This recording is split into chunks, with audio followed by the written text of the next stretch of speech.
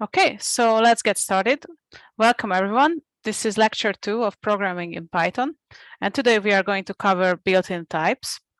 Well, the built-in types that are used most frequently.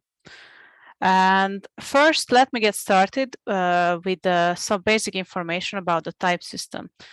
As we talked about this yesterday, the type system is dynamic. This means that we don't declare variables with types, like you may have been used to in C or C++, but they are created dynamically, and the type is inferred from the starting value, from the initial value. So if I create something and the value is 2, then it's going to be an integer.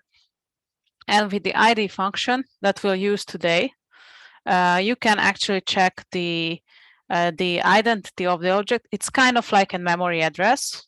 Not exactly the same, but you can think of it as a memory address. So this is the object itself, and I is just a reference to the object. If I use a different initial value, like a string, I get a new object. The type is different, and the identity is also different, so it's at a different address. Even though the variable is the same, but the underlying object may or may not be the same. Dynamic typing does not mean that it's not strongly typed. Python is strongly typed. This is also a design choice. What do I mean by this? I mean that most implicit conversions are not allowed. So if I run this is something that that when you start programming Python, you will definitely see that you try to concatenate a string with a number, and you get a type error that you cannot concatenate them.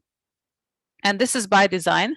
So these kind of conversions are not allowed. Some of them are, and I will show which ones are, but most implicit conversions, implicit meaning that we are not actually calling a conversion here, are not allowed. What would explicit casting look like? Explicit type conversion would look like this. So it's almost the same, except here I'm converting 20 into a string, and now it works. So no strong type system is a design choice, and it's not the same with every language. For example, JavaScript is both dynamically typed and weakly typed, so it allows a lot of casting. In JavaScript, I could do this easily, or I can even do weird stuff like this. And there is a lot of weirder stuff, but this is not a JavaScript course. If you do a JavaScript course, you will see even crazier stuff. What conversions are okay, on the other hand? Well, implicit conversion between numeric types are completely fine. So here we have two values, an integer and a float. And if we add them, we'll get a float. First of all, the addition works, it's okay. We don't get a type error. Second of all, the resulting type is whatever is needed for the precision. Since we are adding a float and an integer, then we need a float to avoid data loss. And that's what Python does. That here's a float and the value is what we expect. But before we continue with numeric types, let's talk about Boolean operators and types. Boolean meaning true and false values. And if you learned any other programming languages, these will look very familiar with a few exceptions. So we can do comparisons in the general way. We even used these yesterday in some of the examples. So we can use or and for or and not for logical operators, but these are not.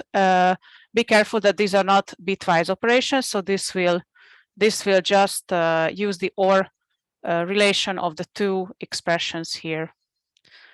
And there is and not. So there is no double. Sorry. There is no double or double and. These are the corresponding operators in C, C++, and Java, and these are not operators in Python. Okay, so we actually get a syntax error. Any kind of Boolean operation will result in either true or false. true or false capitalized, they have to be capitalized. And these are actually singleton objects. So there is only one of each, and it's always the same object. It usually doesn't matter, so you shouldn't rely on this fact. But just as an implementation detail, they are singleton objects, and we always refer to this. We always get the same object if we if the result of our expression is true or false. We get the same objects. So these are the Boolean operators, and there are also bitwise operators. These are the bitwise operators. They are not used very frequently in Python. To be honest, for bitwise operations, Python is not a good choice for low-level computing like this. There is one exception where you will see these two operators used frequently, and that is in the pandas library, but they work differently there. So they do operations on large vectors of values. If you use pandas, you've probably seen this. If you haven't, then you will use them later on. Still, here are some examples for the bitwise operators. We can create a binary number here. This is 2. Binary, the decimal value is 2, and we can shift it with 2 bits, and then we get 8 here. Similarly, we can shift it to the right, and then we get 1. We can use. Excuse me, I have a question, please. Yeah. Yes. The number 17, the number have reduced with 1 digit. Yes. Sorry. What's the question? Yeah, 1 digit have been reduced. Why 1 digit have been reduced from the number? Where? What do you mean? They are 5 digit after B. Okay. In the result, we have 4 digit after B. Yeah, but the first one is 0. So actually, we could remove all of them. Okay. So if I do this, then it removes all zeros or leading zeros because they don't add any. They don't change the underlying numerical value.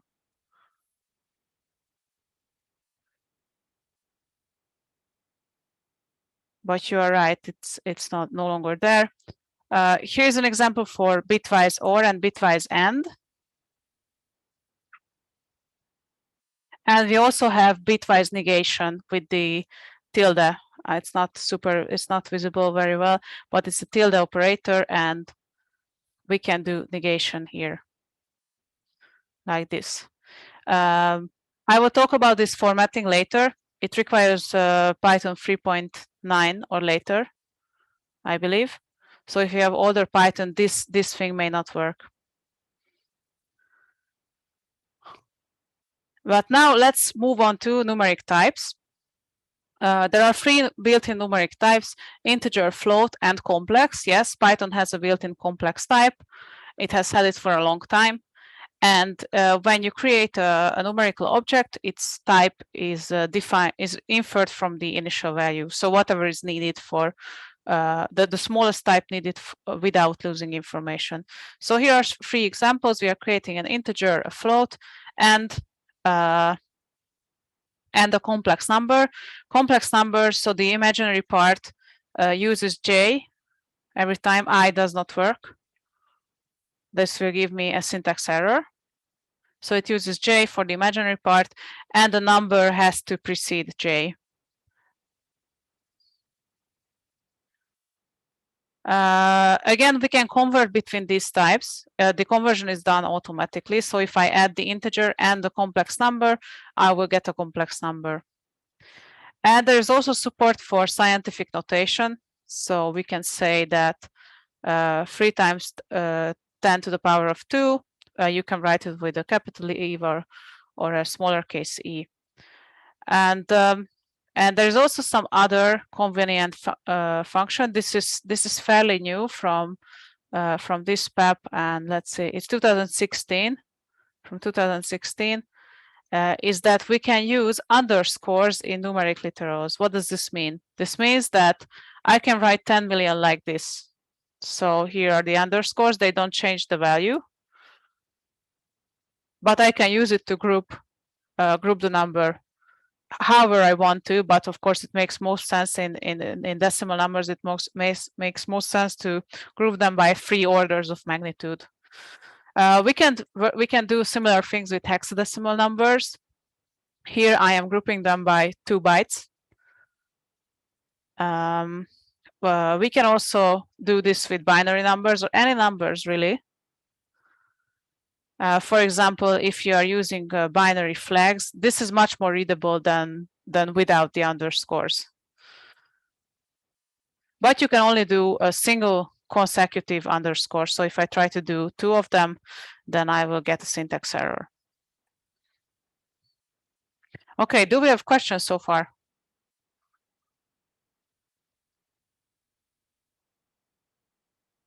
No, then let's move on to precision and range. So what can we store in Python's numbers? Integers have unlimited precision. So we can go any number here. I can even increase this, but of course it comes at a price. But in Python 3.10, they put a breaking, this is a breaking change, they put an upper limit on int string conversion. So now if the integer is very large, you cannot convert it to string and vice versa. The detail for this is that the conversion itself is not a linear operation, but a quadratic operation.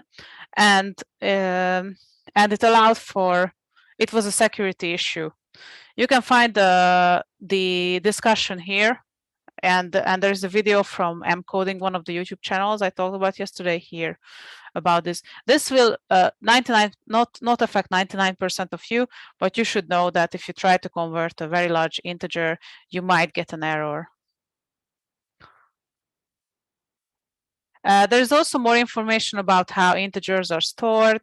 So we can see that that they are 4-byte integers and so on. And similarly for floats, floats are limited precision. So they usually use the C language is double, so that's 8 bytes on most systems. And here you can find some information about the precision. But at this point, and even in later points, I have to note that if you do heavy numerical operations, you absolutely should use NumPy and not Python, which is a better and more efficient way of doing heavy numerical operations in Python. The language itself, the standard library, is not suited for that. It was never designed for this. Still, it supports most of the basic arithmetics, and let's see what are the operators that we have. Of course, we have the basic arithmetic operators. Here, I'm only showing addition, subtraction, and product. And the resulting type is whatever is needed for the current precision. Now, division is kind of an exception, something that is different between Python 2 and Python 3. And there was actually a question about this on Slack. So if we do a division of 2 integers, we get a float. This is different from C and C++, where if you do this, you will get an integer. In Python 3, you get a float. Now, in Python 2, you used to get an integer for this. If you don't have Python 2 installed, this will not work, but don't worry about it. It will not break the notebook. There's also an explicit operator for taking the floor of a division, and it's this double slash. So double slash will give me the floor, and the type is whatever is needed for whatever the operand types are. So if one of them is a float, then the resulting value will be a float here. If both of them are integers, then we get an integer. Why is this useful? First of all, it makes it explicit that we are looking for a floor, for the floor of the division. Second of all, you can do this to get integers every time. If you do this on integers instead of this, you are guaranteed to get an integer. And some built-in functions such as range require integers, which we saw yesterday. Let's see what kind of comparison operators are pretty standard. So we have equal, greater than equal, equal. You of course need to use double equal for comparing something against. And there's one addition here is that you can chain the operators. So it can look like this. So this is I think grade school notation. You can chain the operators and it will do the AND relation of AND combination of both of these conditions. So it could be rewritten like this.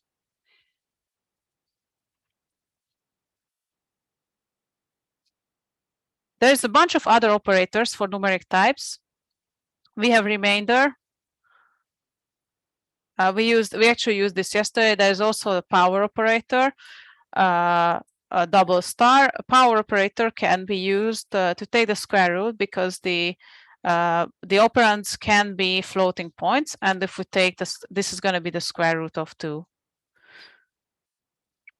There are also built-in functions for standard mathematical operations, such as absolute value and rounding.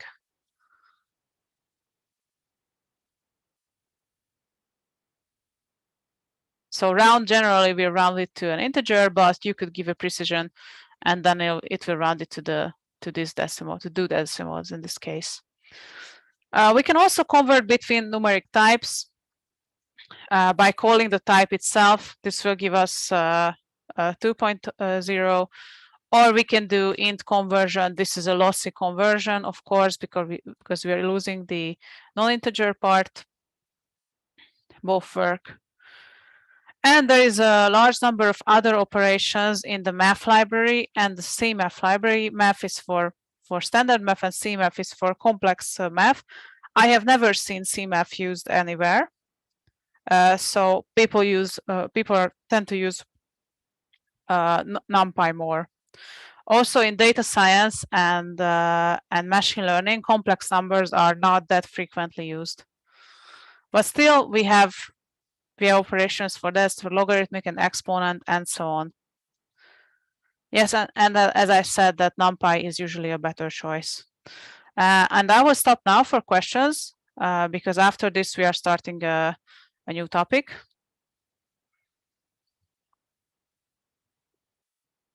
Do we have any questions in the chat? I don't see the chat. No one has anything. Good morning. Okay. Maybe one question regarding to the math package. I think NumPy also includes some mathematic functions. So what is recommended? Should we use NumPy or the math package NumPy. For those operations? NumPy. If it's just one number, then maybe NumPy is overkill. But if you're doing it multiple times, then NumPy, especially because it can handle arrays, and that will offer a very significant speed up in comparison to doing something in for loops. Okay, thank you. Yeah, you're welcome. Anyone else? Okay, then let's move on to mutability. This might be a slightly difficult topic, so please pay attention, but it's important to understand the basics so that you don't get bitten by some of Python's peculiarities if you understand what we are talking here. So mutability means that some instances are mutable and some are immutable. Mutable instances can be modified in place. This means that we create the instance and later on we can change the content of this instance. Immutable objects, on the other hand, have the same value during their lifetime. So once we create them, they will stay the same in their lifetime. And we cannot change them. If we want to change them, we actually need to create new objects. Some of Python's built-in types are immutable. Some are mutable. Let's see which one is which. For example, what about numeric types? Do we think they are mutable or immutable? And since this is an online course, I can do a poll, but at this point I usually do a poll and ask how many people think they are mutable and how many think they're immutable. Of course, there is no, you're not supposed to know at this point, but I have to tell you that all numeric types are immutable. So if we create an object here, and then we change it by adding 1, so x should contain 3 when I add 1, we actually get a new object, and we can check this with ID. So I'm saving the ID of x, and then I change it, and I check it with the new ID, compare it with the new ID, and what I see is that it's a different object. The underlying object is different. What Python does here underneath is that it binds it to an immutable object with the value of 2, an integer, and when we add 1, it creates a new object or binds it to a new object with the value 3. Similarly to numeric types, booleans are also immutable, true and false, and they're actually singletons, so there's only one of them. For example, if I create x and y references to true and false, then we can check their identity. The is operator compares the identity of two objects. So this is the same as comparing the IDs, but is perhaps more readable. And if I check x and y, of course, are not the same object since one is true, the other is false. But if I create a third object and the value is false, it's going to be the same object as y. And similarly, if we look at conditions, so here are some Boolean conditions. This is of course true, and this is true as well. So the two parentheses, this is false, and this is false as well. And if I compare the identity of these objects, what I find is that this true and this true is the same, and this false and this false is the same.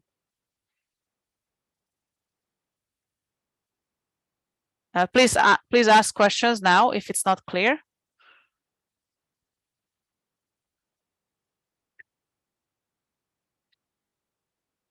Then let's move on to other types.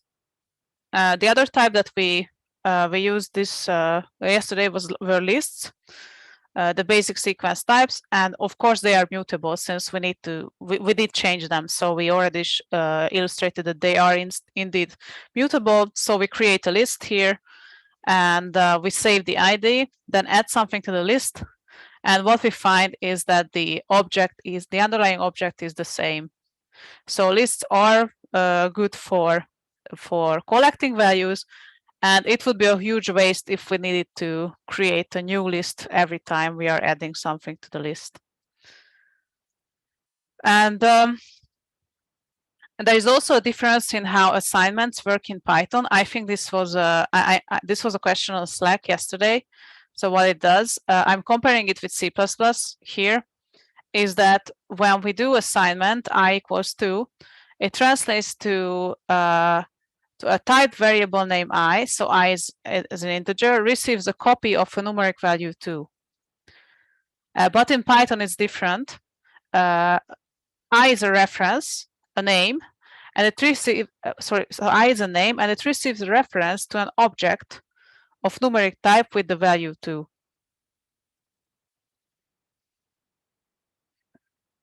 And this has some consequences. One is that tomorrow you will see examples for operator overloading. The assignment operator cannot be overridden because this is tightly coupled with the language itself and the garbage collector. So this is something that you should understand. By the way, I know this is an advanced topic here, and it's not something you need on a daily basis in data science, but I think it's useful to understand the basic mechanics of assignments in Python. This will avoid some surprises. Here is another example again, is that we bind a different object to the same name. So first we bind the object 2, and then we bind the object 3 to the same I, and we can see that the ID is different. Does Yes, we it have mean seen. if we Yeah. sorry, if we had two different variables like I and G with the same value, would the ID be the same? Yes, very good question. It depends. I think I may have removed this example from it, but it depends on the value. So if it's a small value, or if it's a short string, it may be the same object because it's an optimization question. So how CPython optimizes things. If it's a long string, then it will probably create a new object. We can try this, by the way. Here, what I definitely know is that integers from -5 to 256 are pre-allocated. So anytime we do -5 and j -5, then it's going to be the same object. They're always going to bind to the same object. But if it's 50 and the other one is 50, it's going to be a different object. This is an optimization thing, and you shouldn't rely on it. So because this is a very surprising thing if you look at it. Thanks. By the way, some crazy stuff, a lot more crazy stuff is available here about Python. Here in the README, you can find a large number of very surprising things. Python, if somebody likes reading this, then I recommend it, but I don't recommend relying on any of the things that you read here.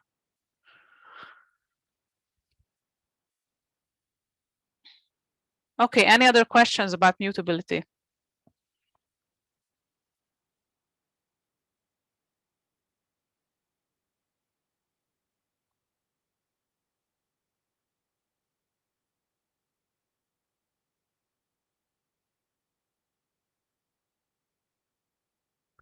Then let's move on. The next topic are sequence types. So Python has a bunch of sequence types. The ones we used so far were list and strings, but we'll see some new ones as well. And all sequences support these basic operations. This is copied from the official documentation. You can find it here as well. So what are the operations? We have element of, so is X element of S? S is the sequence here. And not element of, not in S. This is the Pythonic way of writing this operator, not in. We have a concatenation of two sequences. So this will put one sequence after the other. We can multiply a sequence with an integer, and that will repeat the sequence n times. We can take the element of a sequence, the ith element of the sequence. It starts from its index from 0. We can take a range, a slice from an index from I to j. This slice is always open on the right side, so the j's element is not included. Similarly, we can do this with a step size, step size. We can take the lengths of a sequence. We can take the minimum and the maximum elements as long as the elements are comparable. So you can compare the elements, you can get the minimum and the maximum. And there's an index operator which will look up something in a sequence, and we can also count the number of occurrences in a sequence. Let's see some examples for these. So here are the elements of the sequence. Is it in the sequence and is it not in the sequence? Is the same, but the first one is the Pythonic. This is considered Pythonic and this is considered less Pythonic. Traversing sequences, you have already seen this simple for loop, or we can do that with enumerate, which will give us the index as well. And now let's see the individual sequence types. The first one is list. List is the basic mutable sequence type. So this means that lists can be changed after you create them. Here we are creating a list, getting the second element. If we try to get an element that's out of range, we get an index error. Indexing has some advanced features. For example, we have a negative indexing. This is very convenient, so you don't have to use the length of the sequence. You could say that -1 is the last element. It's equivalent to using length L-1. There's also -2 and so on. We can go out of range with the negative indexes as well. So -5 will give me an index error since there is only 4 elements in the list. The most efficient way of using a list is appending to the end. So here we have a list and we can append new elements at the end. The elements don't have to be unique, so we can add the same element multiple times. By the way, here's an example that we added 3 and the object is the same. It's because it's pre-allocated. It's a small integer and it's pre-allocated. But if it wasn't 3 but was 300, then it perhaps would be different. But don't ever rely on that fact. There's also insert, and insert can put an element inside the sequence anywhere. So here we are putting it at index 1, and it will actually squeeze it inside and shift the rest of the sequence. And there is also extend. Extend can take another sequence and put every element there. So this is going to concatenate the two things here. There's a significant difference between append and insert between the runtimes. If you're not familiar with this notation, it's called the big O notation. It's not a problem. This just means that if it's O1, it's going to be a constant time operation. So it's always going to take the same amount of time. If it's ON, it's going to scale with the length of the list. So if we have a longer list, then it's going to take much longer. If we have a twice as long list, then it's going to take twice as long. And why is this important? I'm going to demonstrate it in a small list now. So here we have a list with 100 elements. We can convert a range to we can convert a range to a list by using the list operator, and this will create a list from 0 to 99. So here we have a list, and let's append 0 at the end, and let's see how long it takes. This will run this 100 times,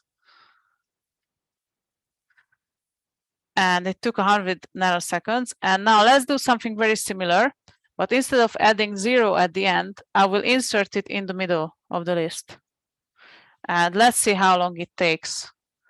And as you can see, it took almost 3 times of what append did. And this is a list with 100 elements, so it's super small. 100 elements is basically nothing. But even with 100 elements, it's clear that that insert is a much slower operation. And this is something that you should be familiar with, because this can matter a lot. If you write production code, then these kind of things can matter a lot. By the way, there's more about time complexity here on the Python wiki. So here are the complexities for all the built-in types, set, and so on.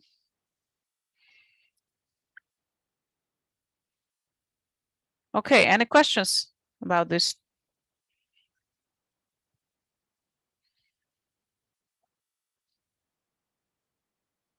Okay, now let's talk a bit more about indexing. So we have some other options.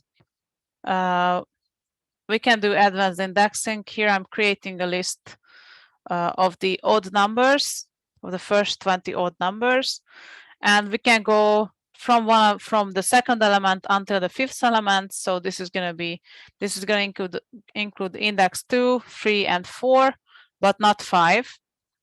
The last one is not included. We can also leave open one end. And if we don't have that here, if we don't add a value here, it's going to be by default the start or the end of the list. So the first time it goes from the start of the list, the other one is the last 4 elements of the list. So these 4. This is very convenient when we want to slice, have a sliding window in a list. So here we have a list from 0 to 10, but we are printing a sliding window of size 3 from the first to the 5th element and so on.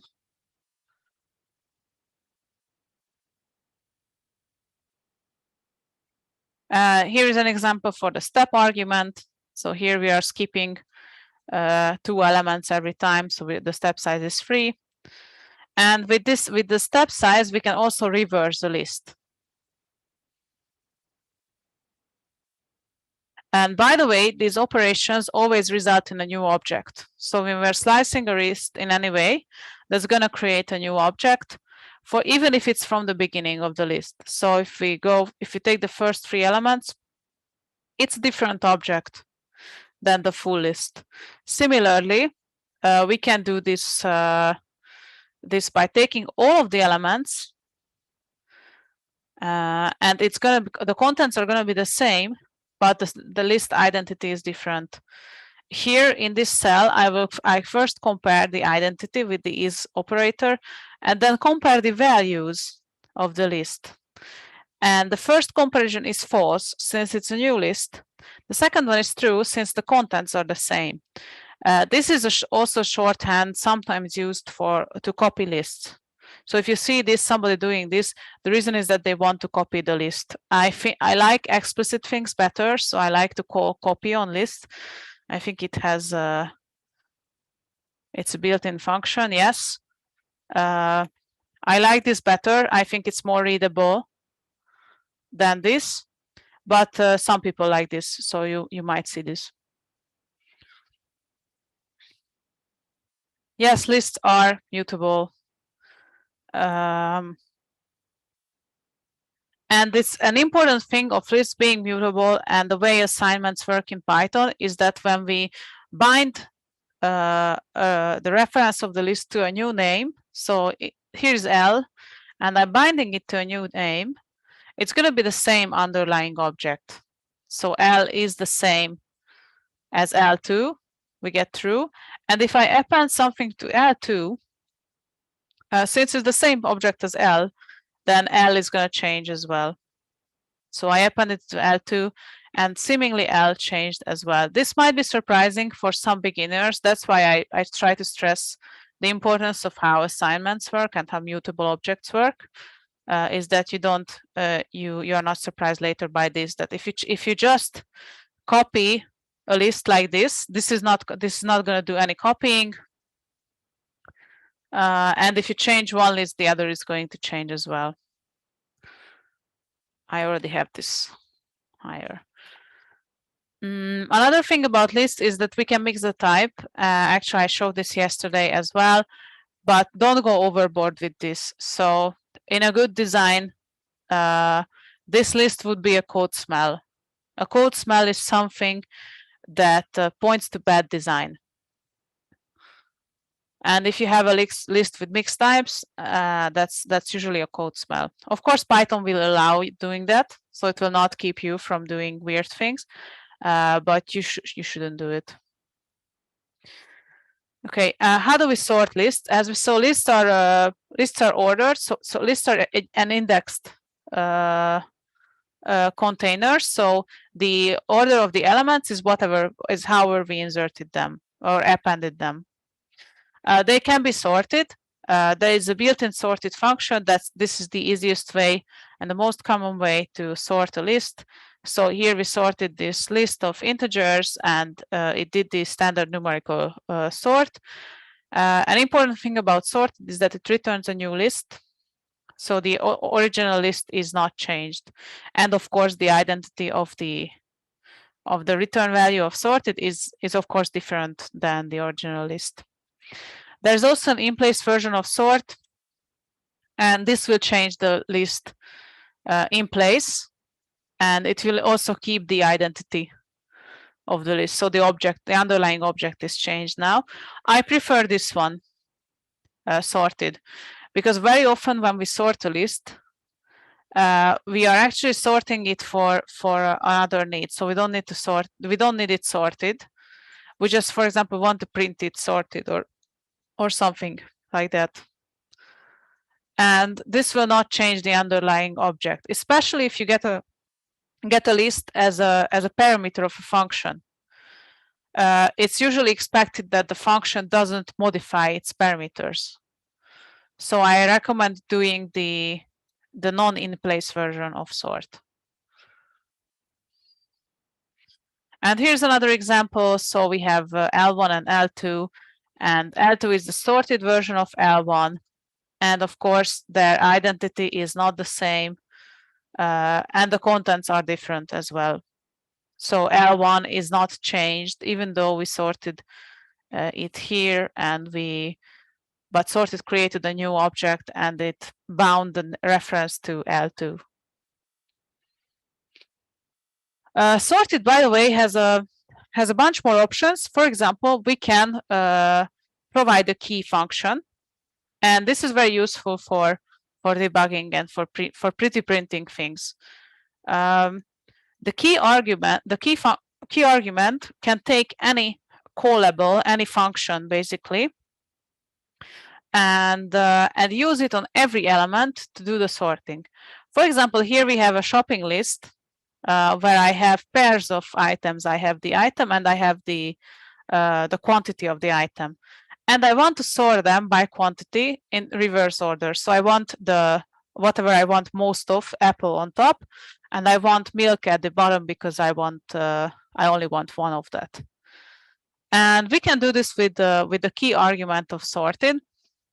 And here we have a lambda function that I will talk about a little bit more about later, but it will take an element and use the second one. So this is actually a list, and we'll take the second index one, so that's the second element, and multiply it with -1. This will give me numbers to sort. And what are the numbers that we want to sort? We will sort this way. Here it's going to be -5, -2, -1, and -3. And if we sort the numbers like this, -5 is going to be the first, and -1 is going to be the last, and it's going to do the sorting like this.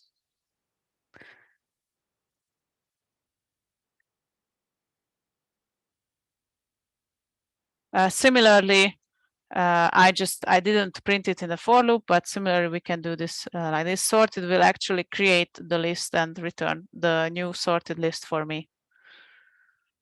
Any questions about this? Yes, if we wanted to sort by the first element, by alphabetic sort, can we do this? Yeah, of course. Let's see. Yeah, so you could say 0, and here's the alphabetical order. Now I'm sorting by the first element, and sorted works for strings as well. For strings, it's going to do alphabetical sorting, but it's not good for, I think it doesn't work well for Unicode strings. Let's try.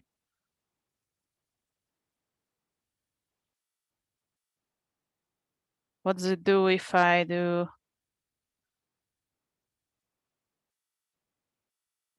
I'm gonna do Hungarian diacritics now. This is actually correct. So let me try to break it somehow. I think it's also not very good with capital letters. I think capitals might always come first. Yes, capital letters are ahead. So it's not. It will not adhere to the lexical sorting of any language. Let's try some something that's also in the German alphabet.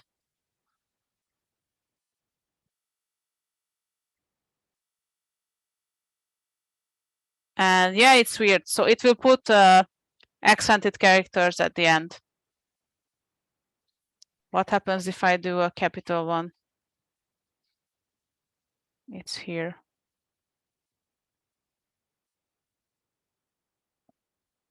Yeah, so the way this is supposed to look, it's supposed to, if it's lexical sorting or alphabetical sorting in Hungarian, it's supposed to ignore case, and it's supposed to ignore diacritics, which it doesn't. So yeah, it's good for English sorting, I guess. It's using the ASCII code number to sort it. Sorry, can you repeat that? Your mic is very low. Oh, sorry. It is actually, it wasn't there. It's using the numbers of the ASCII table also to sort it. Well, it's not in the ASCII table. So these characters are not part of the ASCII table. Oh. So I'm not sure what how it does. We can look it up, but for serious sorting, I would use some third-party library, and there are probably libraries for sorting in German, for example, for alphabetizing German. One question: how could we sort by 2 arguments if we would have another entry with Apple, and then we want to sort by the second argument of Apple? Yeah, absolutely. So actually, you can write anything here. So you can say that if we have Apple twice, and I want to sort by both frequency and the name, you could say that let's sort by frequency in decreasing order, and then second, let's sort by name. I should add a different tie. So let's have apricot here. Also starts with an A, so both are 15. These are going to be the first one, but it should sort by name. So apple is ahead in the alphabet, apricot, and it's going to be the first. The behavior I'm taking advantage here is that tuples can be sorted. Tuples, the next type that I want to talk about, can be sorted, can be compared element-wise. I think I have an example here for that. No, not here, maybe later. But if you have a tuple of multiple elements, you can compare them one by one. Let's I will talk about tuples and then show this example, okay? That we can compare tuples, because that's the next last question, please. Yeah, sure. For reverse a list, there is a built-in function to reverse a list. What is better in programming, to use built-in function or use something like you show us to reverse the list? I think reversed is better, because you are right. There is a reverse function for reversal.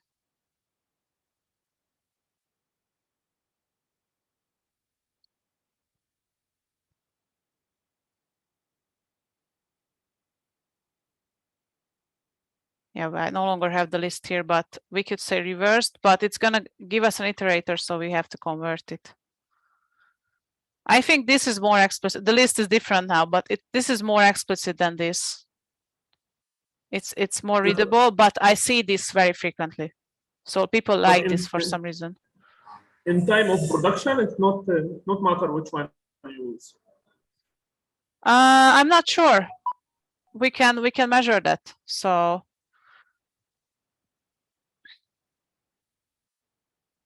let's create a list with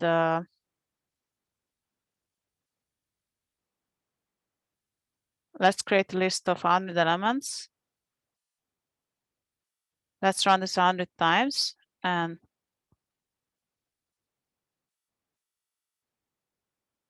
okay.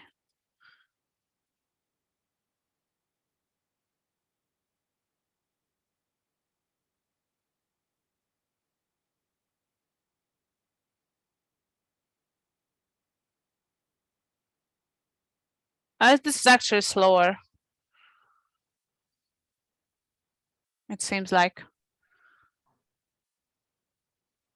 But it's not so I don't think this matters a lot, because if you find your application dependent on the speed of reversal, so you need to reverse all the time in a production application, then I think it's the data structure design is not good.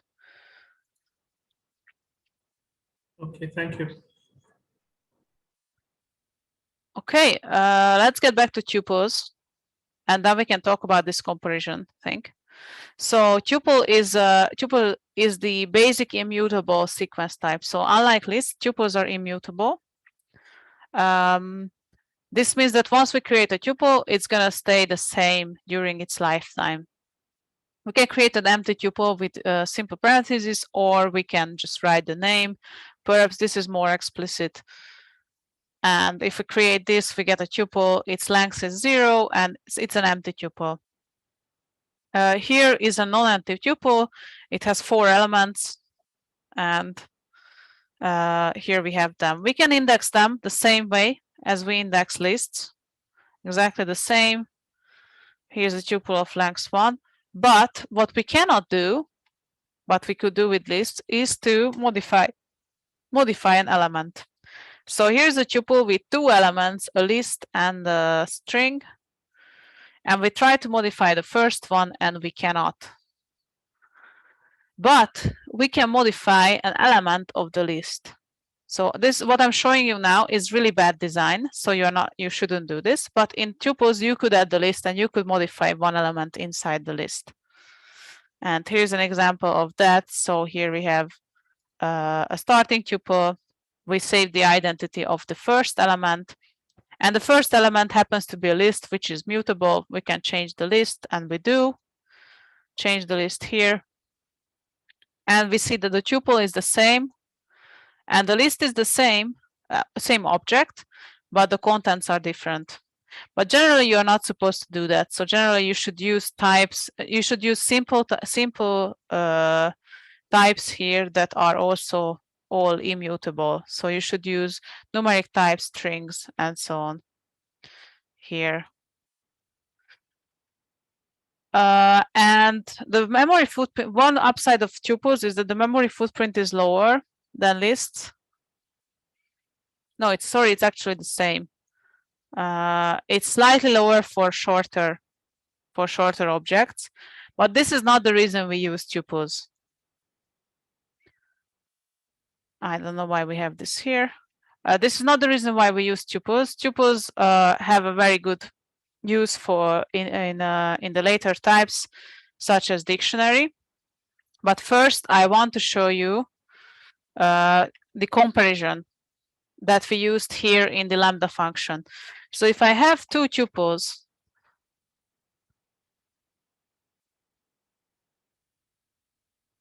these are both are tuples.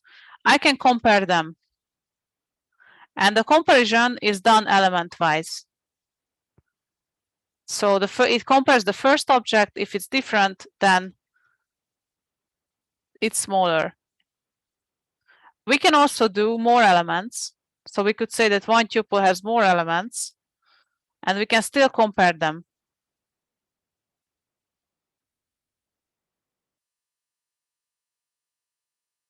I could also say that here we have a larger element, and now it's no longer going to be smaller.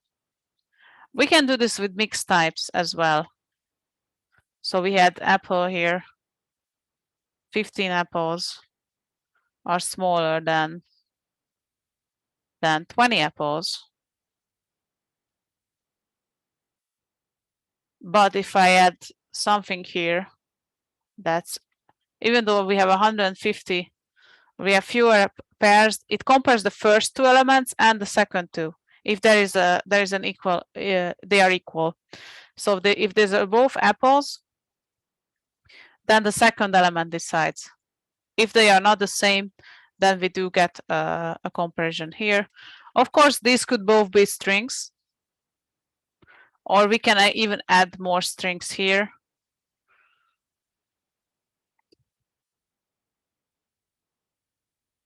these are the same now, but we could add plum here and so on.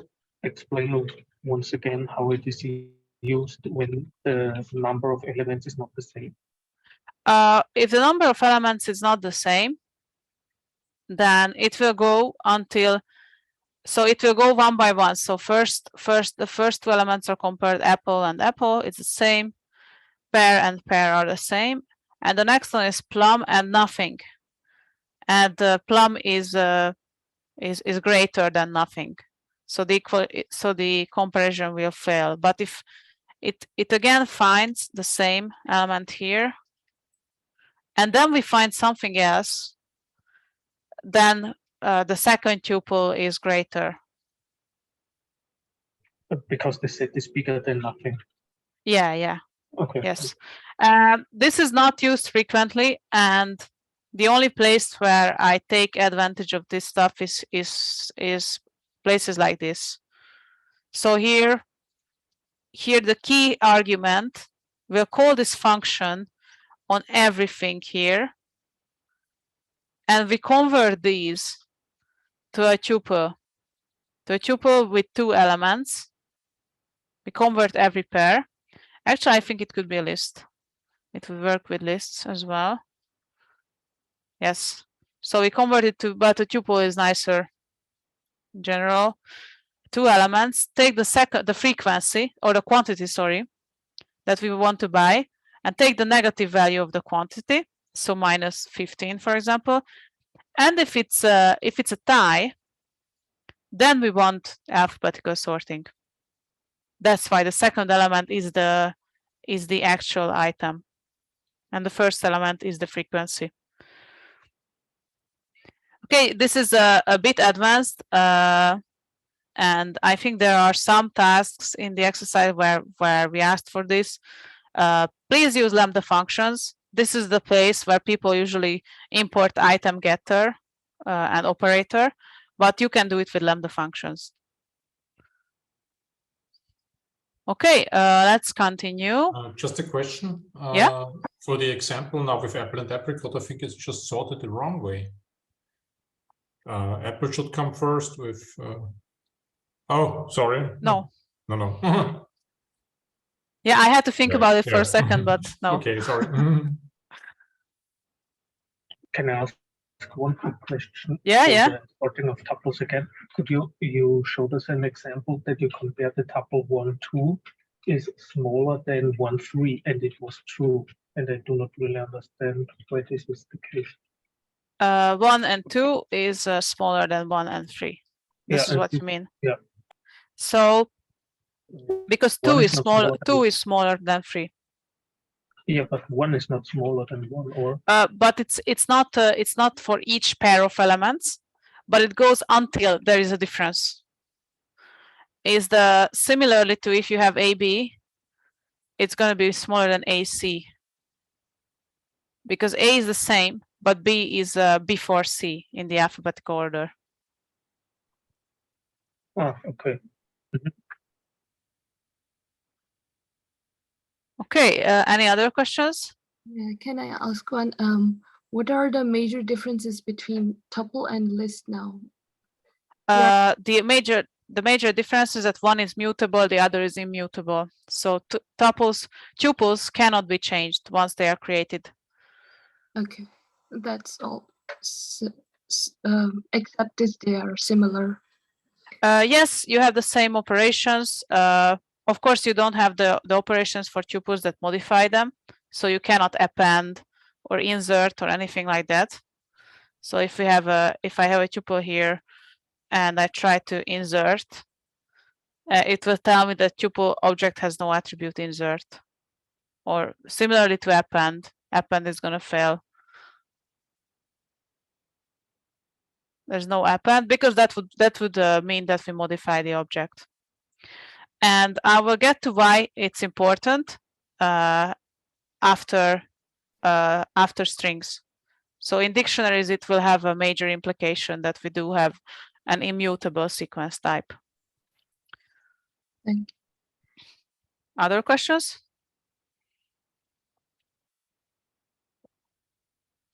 Then let's move on to strings. So strings here, I would have a vote again. Do you think strings are mutable or immutable? But I have to tell you that they are immutable sequences. So strings, similarly to tuples, cannot be changed once they are created. This is again a major difference from character arrays that you may be used to in C and C++, where they are simply lists of code points and you can change them. In Python, they are immutable. And strings are Unicode by default. So in Python 3, it's different in Python 2, but I think it no longer concerns you guys. What's the difference? This was perhaps the biggest breaking change from Python 2, between Python 2 and Python 3. There is no separate character type. So characters are just strings of length 1. But there are some functions that you can only use on characters. And strings can be constructed in many ways. There are single quotes and double quotes. Single quotes or apostrophes and double quotes, they don't really hold a special meaning. So it doesn't matter which one you use. The only difference is that you have to escape different. If you want to use them inside, then you have to escape a different one here. And by the way, Black recommends using double quotes everywhere. So if I click this, it would change this to double quotes. But you can do it with single quotes, and it doesn't really matter. You can also do multi-line strings. This is done in documentation strings. So you will see that at the top of a function or a class, you will often find these kind of triple double quotes. And after that, you can keep writing stuff and end the multi-line string with another triple double quotes.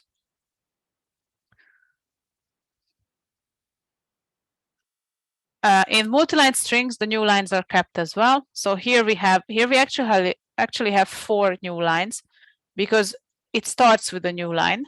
So here's a new line, and here's one, and here's one, and here's one.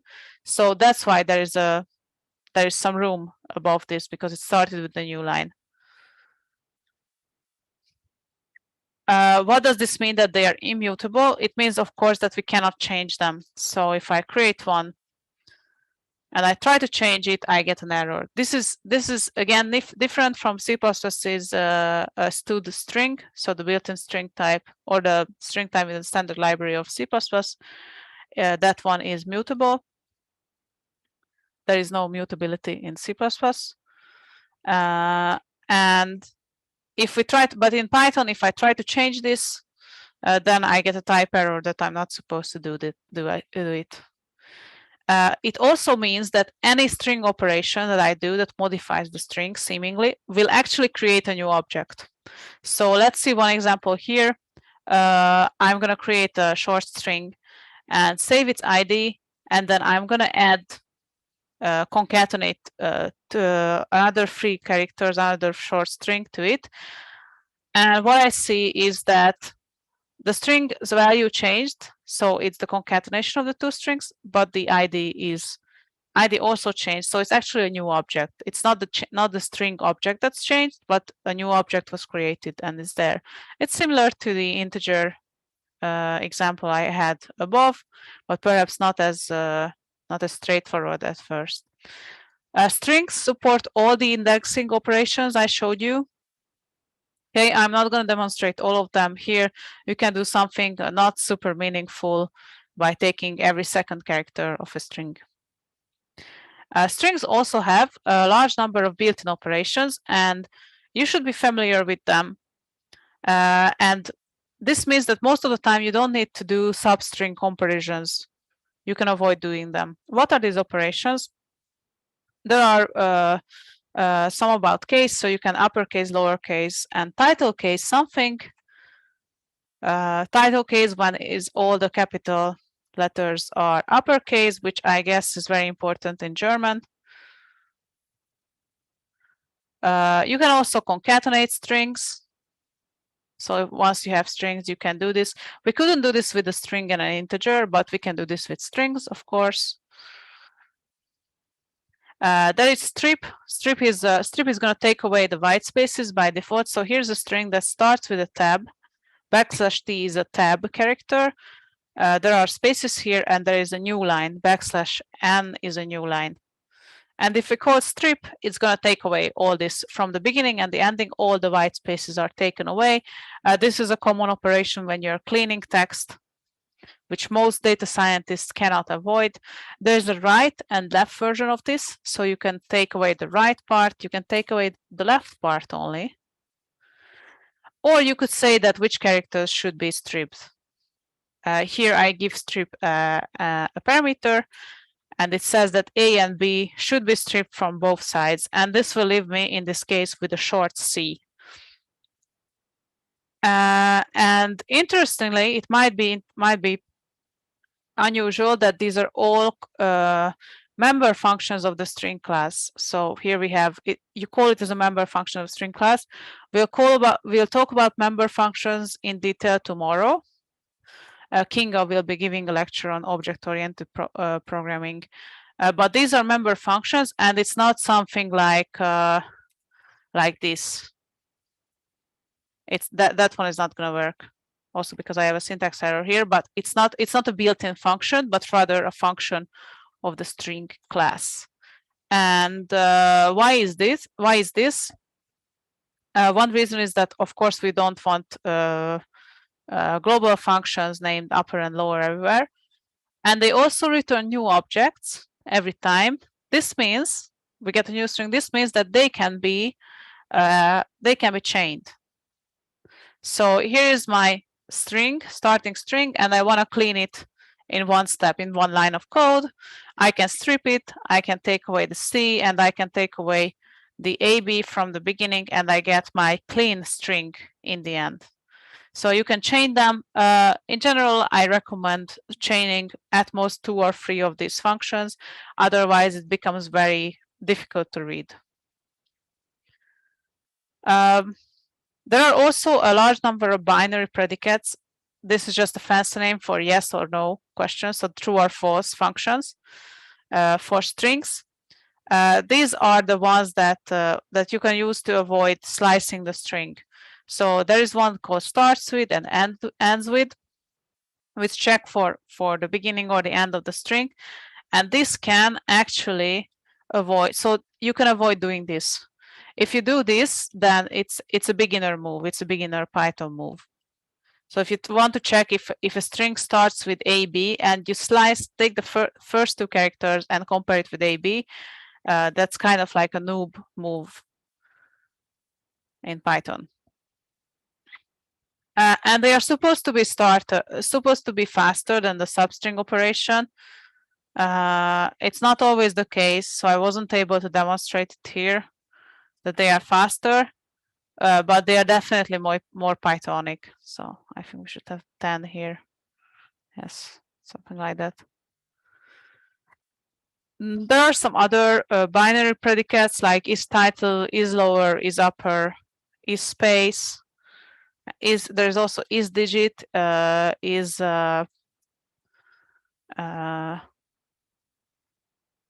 alphanumerical, is alpha. It's not, but it is alphanumerical.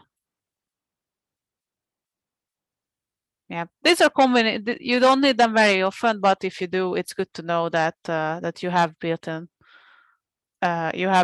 support for this. Now, some that are more frequently used. Here's split and partition. Split will break apart the string. So again, this is the strings function. Split without parameters will split on any white space. If we have multiple white space here, it will split on all of them. So you could have, I have multiple new lines here, still it will split on all the white spaces and just give me the non-white space characters as a list. So this is a list now. Split also takes a parameter of what you want to split on. If you want to split on, for example, full stops, then you can do that. And notice that since it ends with a full stop, the last one is an empty string, the last split. We have also max split, and max split will tell us how many times we want to split. The maximum number of, if it finds one, then it finishes doing this. We can also say that let's do max split twice. So we do splitting twice at most. That means that at most we get 3 elements, and it will not split on the last one. A similar function is partition, which will get the last one, get the first one, and it will give us 3 parts of the string before the partition string itself, and after the partition string. And it doesn't seem very useful at first, but it is actually useful when you are parsing parameters like this, like the batch size equals something, and you just want to quickly get whatever the values are. In general, you would use a parser for parsing configuration, but if you need this quickly, then partition is a good option. Or let me show you a web example. If I have something like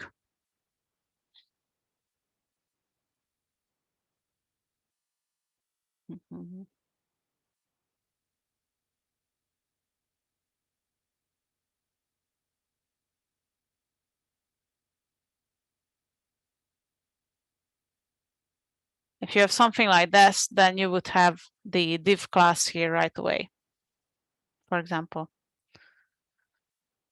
There's an opposite operation for string splitting. It's called join, and the order of operands is different. So you want to take the join string, however you want to join it, and then do a joining here, like this. So these are the words from the previous sentence, and it will use between each sequence element. It will add the hyphen here. And notice that it doesn't add it to the first and the last place. So it will do it. It will do it only between elements. We can do it on longer strings. So if you want to join them on some tag, you could do this. And frequently we want to do it to new lines. So we want to print every word in a new line. Any questions about this? No, then I have to speed up a little bit. So we have string formatting. There are various string formatting ways in Python. The recommended way right now are F strings, which I have used in this notebook multiple times. So F strings means that we put an F between the quote here, and now we can use these curly braces inside, and they will look for the variable here that are available, and if they find it, then they will put it in the string. If it's not there, then we get a name error, of course, because it's not defined here. Actually, F strings allow for any expression here. So we can say that we can compute any expression inside an F string.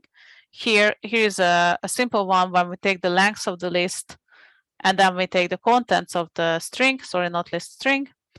You can do anything here, but let's not go overboard. So it's very hard to read when you go overboard. For example, here I have a highly processed string here.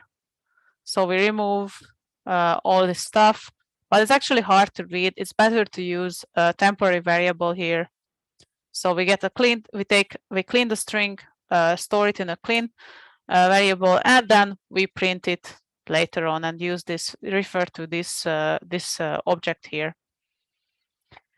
And there's also a neat little feature for self-documentation since Python 3.8. If you add an equal sign here, then it will prefix the value with this. I think this is good for demonstration purposes. I don't see a much better use, but it's there. And I used it in this notebook. I usually don't use it in production code because why would you do this in production code? but it's good for demonstration purposes. And you should know that Python has a million other string formatting options.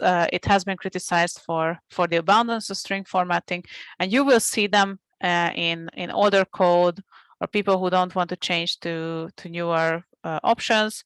String format is one of them if it is a dot format. And it looks like this. If you see numbers like this, you can find the corresponding value here. It has some other options. There's actually a mini language for formatting this. Let me press black. Now it's more readable. And there's an even older one, the percentage operator that looks like this. And it's kind of similar to the C style printf formatting, but not exactly the same.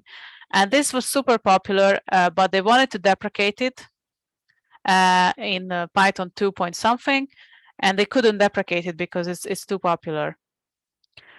But I recommend doing f strings. So this is the recommended way. And it also has its own format language. It has a ton of features which I didn't list here, but it's now the standard way, and it's considered old school if you do this. Still, you should be able to read it and not be surprised, like, what is this percentage operator? This is all I wanted to say about strings. And before we move on to dictionaries, do we have any questions?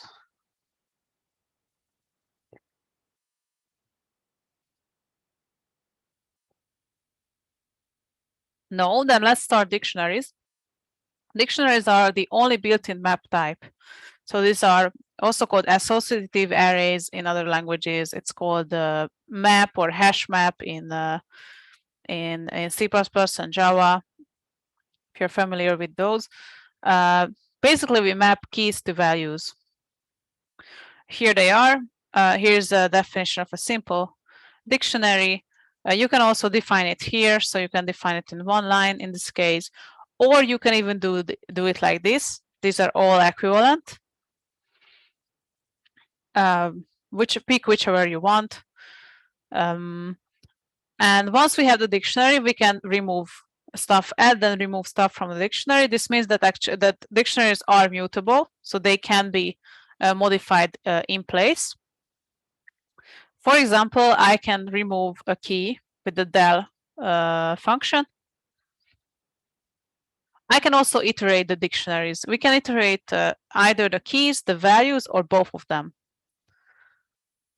Here's iterating the keys. Same as without the explicit call to keys, but I prefer the explicit call here. You can similarly do the values, but now we lost the keys, so we don't know what these correspond to. We can also iterate both of them. So we can say we can get items and go through them and get both of them at the same time. By the way, the thing we get here, key and value, these are tuples. These are tuples with two elements, the key and the value. And under the hood, if you're interested, it's a hash map, like unordered map from C++. This means that there are some constraints on the keys, but not on the values. And this is where we get back to mutability and hashability. So the keys themselves must be hashable, meaning that they cannot be mutable objects, and they have to have hash support. The built-in immutable objects all are hashable, so you can use them as keys. If you want to use your own objects, you have to implement this hashability for them, but you generally don't need this. Let's see what are the types that we can use here. Here is a dictionary with mixed keys. Again, not a good idea, but it's possible. All the numeric types are okay because they are immutable. Strings are also okay because they are immutable. Tuples are also okay. But what is not okay? Lists are not okay. And this is the main use case difference between lists and tuples, is that they are both sequence types, but lists cannot be used as dictionary keys. This is important because sometimes you need sequences as dictionary keys, but then you need to use tuples for that. And you can also use complex keys like this. I don't recommend it. Like this is a nested tuple, another nested tuple, and one is okay, one is not okay, because the second one contains a list, and you cannot use that. But in theory, you could do nested objects like this. And another note about dictionaries is that they now preserve insertion order. This was introduced in one of the new versions of Python. Is that that we know the insertion order. So here's dictionary 1, where we insert apple first and plum second. And if we iterate the dictionary, they are the same. The other one, we insert plum first and apple second. The values are the same, so the contents are the same. But if we iterate it, we can see that the insertion order was different. However, if we compare the two dictionaries, we get a true. So the values, the contents are the same of the two dictionary. But the object, of course, are different. We created two different objects here. And the insertion order is different, but that doesn't mean that logically the contents are different. So I don't recommend relying on this fact that insertion order is preserved in dictionaries. Still, it's something that's sometimes convenient. Any questions about dictionaries?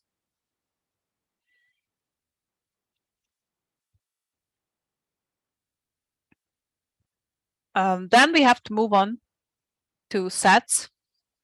This is the last built-in type I want to introduce.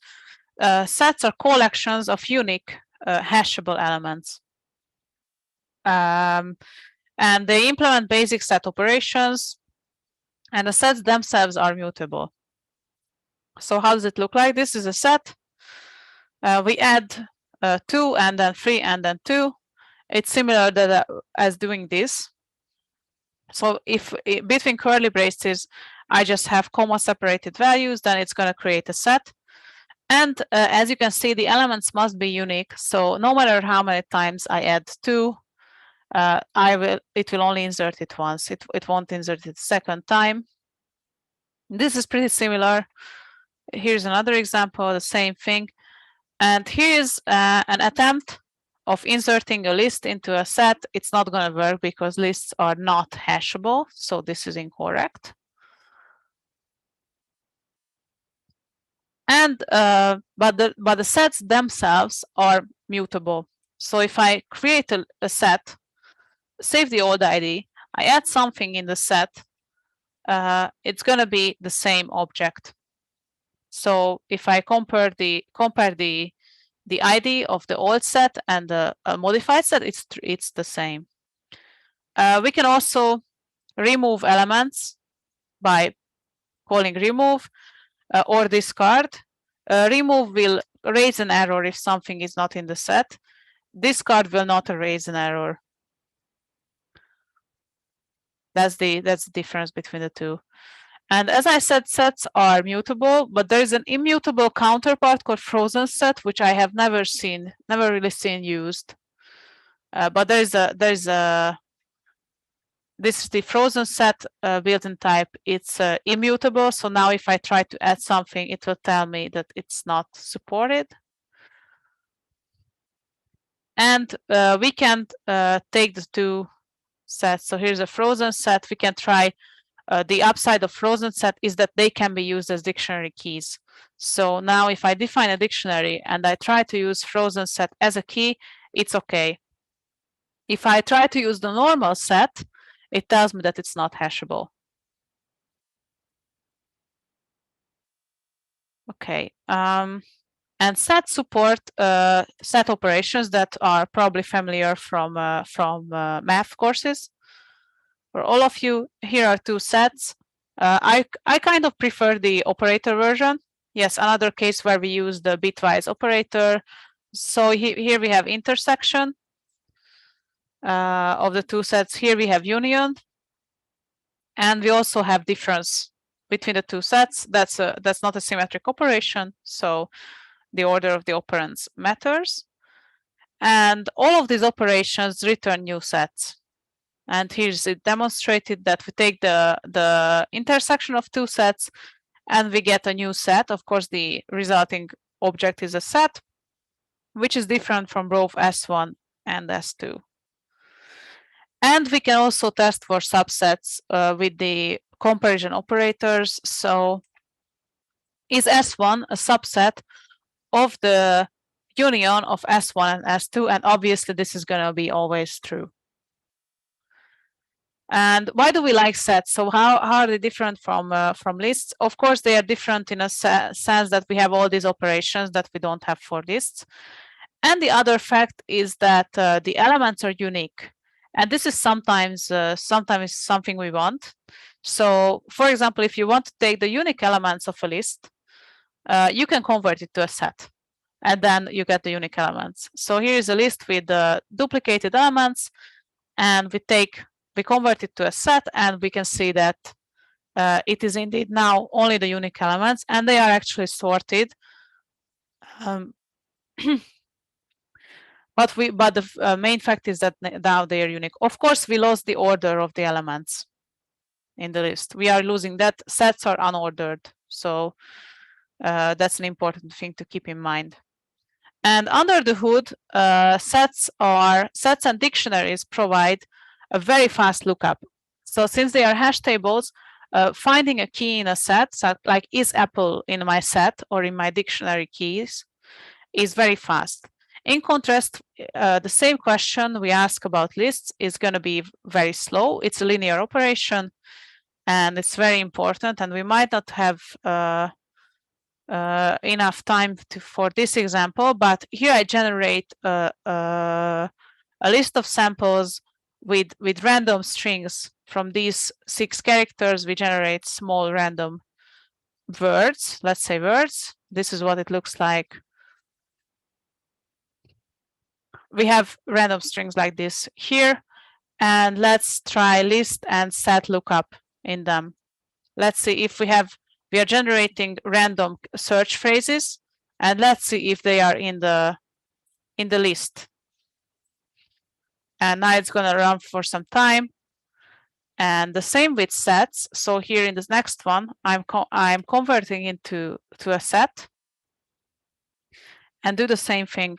Generate random strings and look them up in the set part. And as you can see, from 80 microseconds, we are down to 5.3. This is a very significant difference, and the size of the data is only 3,000, which is very small. Okay, this is a significant speed up. And it should be kept in mind that if you need to find elements in your container, then lists are not a good choice. Dictionaries and sets are better choices. This is it about basic types, and I actually ran out of time for the. I had some small topics to cover. We can do it at the beginning of the afternoon session. And now I'm gonna stop recording.